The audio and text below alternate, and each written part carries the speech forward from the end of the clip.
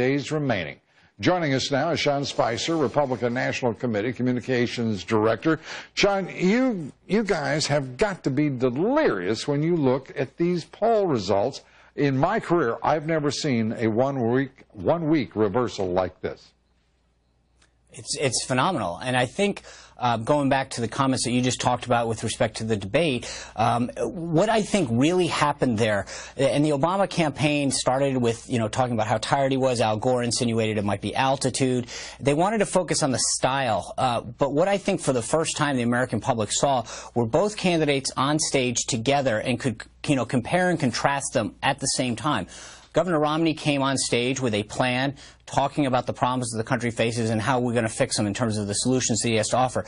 President Obama, it wasn't that his style was off. It's that I don't think that the policies over the last 4 years are things that you want to brag about or have results that you can campaign on as an incumbent. Now, Sean, are you really so confident, so elated with the lead the governor has been able to post in a matter of a week that you're actually taking time to advise President Obama's campaign?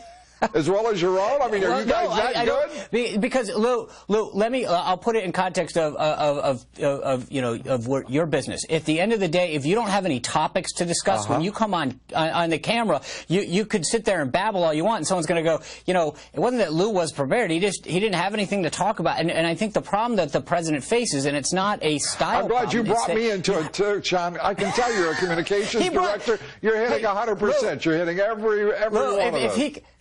If he can bring Big Bird in, I can bring you in. I mean, come on. Well, thanks for the flattery, but nonetheless, Governor Romney sitting here with this kind of lead. The question is now automatic because this is the nature of, if you will, if not the bias, the cant of the national media. We'll call it that. And that is it a sustainable bounce? It's not. First was there a bounce, then there's a bounce. Now it has to be sustainable. And then if it's sustainable, I suppose the next question is for how long. What is your reading? How profound is the governor's improvement across the board in all of these polls that we're looking at? Well, I would say that the race is going to continue to be tight. So you're going to see movement both ways, back and forth. But I think, one, on the substance, going forward, not just in the debates, but in as the American electorate really tunes into the final weeks of this, I think the substance is going to trump the style. And I think the American people are going to say, there is a lot of problems going on in this country. I'm struggling. My family's struggling. I like what I'm hearing from the governor in terms of his plan. Second, as you kind of brought up earlier, our ground game, what we have done over the last several months to prepare, get our volunteers going. Just last weekend alone, we did 2.5 million voter contacts with 30,000 volunteers around the battleground states. So is that the first time that you energized the ground game? Yeah, that number breaks all sorts of records, and you combine that over the last several months. Now we're talking about 35 million voter contacts and almost 100,000 volunteers. These numbers are just astronomically better than they were in not only 2008 but 2004. The enthusiasm that we're seeing in terms of volunteers calling us up saying, "I want to help. I'll make phone calls. I'll go door to door. Tell me what I can do to help Governor Romney." Are you talking about as a result of the governor's performance in the debate?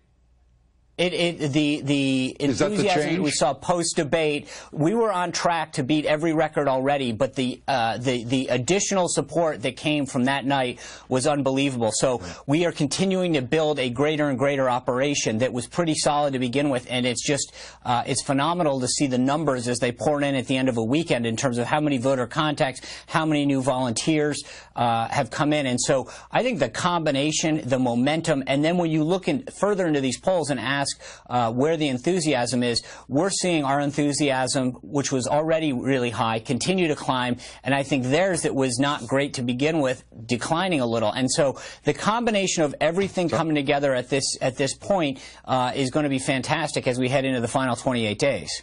Sean Spicer, thanks for being with us. We'll have much more on the resurgence